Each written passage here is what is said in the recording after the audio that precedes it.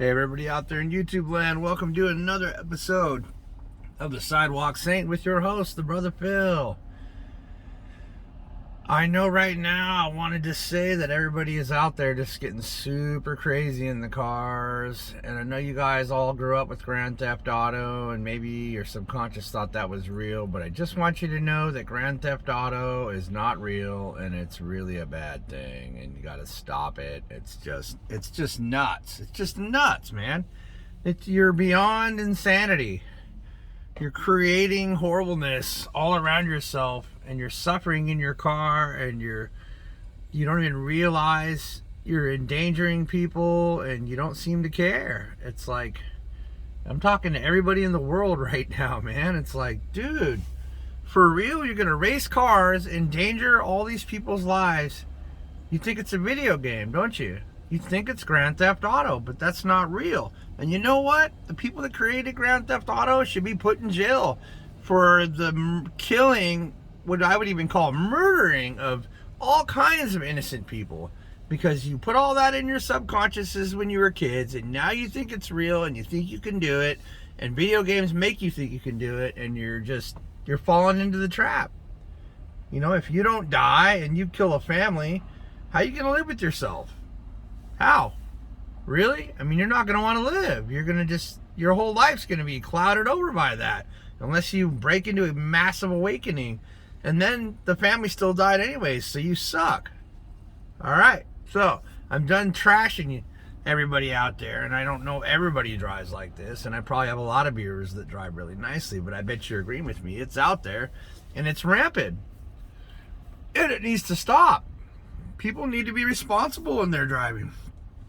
You're driving a 2,000 to 6,000 pound machine that has tons of horsepower, and even if it doesn't, it's still moving fast enough to pretty much run over, like, you know, a big row of living things and pretty much just smash everything. You cannot be just flying off the hook in the handle. And let me bring out another example, because I get these daily. It's just daily. It's like, or you want to get real about something, get real about your driving. Because that is like a big problem around the world, man. Be responsible. Be careful. There's little kids out there playing in streets, man. You don't matter as much as they do. So you better get in where you fit in and get into the good driving school of Brother Phil that says you better calm down. So I'm going to throw an example out there just yesterday. Luckily this morning was semi-peaceful, although I could feel the heat on the streets. And that's one thing you want to be aware of. When you're on the streets, you feel the energy. You know, when you get on the highway, you just feel a little bit more stressed, a little bit more careful, a little bit more attentive. You're just like, well, I'm on the highway, I'm going, you know, most of us go 80 on the highway. Don't lie. Don't even try to lie. I bet Eugene Bliss, Road to Happiness, drives the speed limit, though. I love that guy. I bet he does. But once in a while, you're going to catch yourself speeding, right? You're going to do it. So you're feeling the energy. There's high energy out there. You want to be like a centered, peaceful pillar of light as you drive. You got to bring yourself to center and don't dig into it. And one thing I like to do is I'll clear the path in front of me. You can just wave your hand in front of you and say, I keep this road clean, or just think it in this road clear and safe.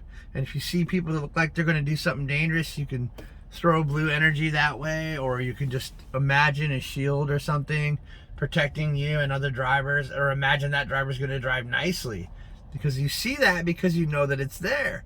You're looking and you think someone's going to drive bad because you know they are going to drive bad, and that's good. You're dealing with your psychic energy and you don't even realize it until I just told you a second ago. So you see it, you know it, you acknowledge it, you protect yourself from it, and you protect others. You say, I bless that person to drive good for the rest of this day, to keep everybody around them safe, and to keep them safe too. And it's a big ladder, it's a big domino. It'll go through the whole road, and everyone will just slow down a little bit. You might have been there that day to say that thing, to stop that big wreck that was going to kill a whole bunch of people, right? So you need to do a lot of that. You need to do a lot of that. Oh, I didn't throw out the example. So I'm going to probably keep this short, but we'll do this example. So I'm pulling out in the thing, and it's a semi-blind corner, but there's like, you know, there's plenty of room, right? And I pull out, and this dude is doing 60 in a 25. Okay. All right. So you're like, yeah, I know this story. We've all been there, huh? So I pull out and the dude's doing 60. So I do my best to try to get out of the way. Dude pulls up beside me like he's got something to tell me. Really? You got something to tell me? You're going 60 and a 25 and you've got something to tell me. Really? Do you? Do you think you're out of your fucking mind? Yeah, you probably are. You're probably completely a lunatic. Madness. But let me tell you what I saw. I saw that guy in that car, and it was really bad. This old dude was riddled with cancer, I believe. I just could see these things. This is the things I see, right? He was riddled with cancer, and just like his face was different colors, and he was older, and you could tell he was just absolutely disgusted with me for pulling out at a 25 while he was going 60. Boy, he was justified, wasn't he? Not. So anyways, you get what I'm saying? And this guy was killing himself. Just killing himself. Realize, brothers and sisters, you are destroying your life playing road rage out there. You're just killing yourself. So I'm going to give you guys something really crazy that y'all can take to your tables and just munch on this for a minute. Every cell in your body has all the same capabilities as you do. Yes, every cell in your body has all the same capabilities of you. It's a reflection of you, each and every cell. And there's even smaller pieces inside that cell that are also reflections of you. Man, I just saw that airplane fly through that cloud. It looks so cool. There it comes back out. Can you see it? It's way over there in the distance. Anyways, that was cool. It flew in and flew out. So what I'm going to say is this, and you don't have to believe this, but if you do, it'll work out for you because I use this stuff and it works. So, are you ready? The energy that you're in, whether you feel good or bad thoughts, all your cells immediately react to this. This is not some overtime thing. Okay? It's a known thing that happy people that live healthy lives live longer. It's just a scientific fact. Okay? So what's happening there is all the cells are responding. And let's go even deeper down this wormhole, brothers and sisters. Your entire body makes itself brand new every year. Okay? So where are you going with this, Brother Phil? And this is science fact. Thank you very much, everybody out there. If there is any naysayers, this is science fact. Look it up. I don't know where and I don't care where, but I'm telling you what I know. So, if your body can make itself new every year, and it's also a fact that it can make itself new in any pattern it wants. So you could be like, say, 90 years old and look like you're 25. This is also a science fact that you could do that. Yes. It's not done quite yet, but some people are doing it. It's very close. I've seen women that look like they're 25 with white hair. They're out there. Care by Susie is proof of this. Look at her.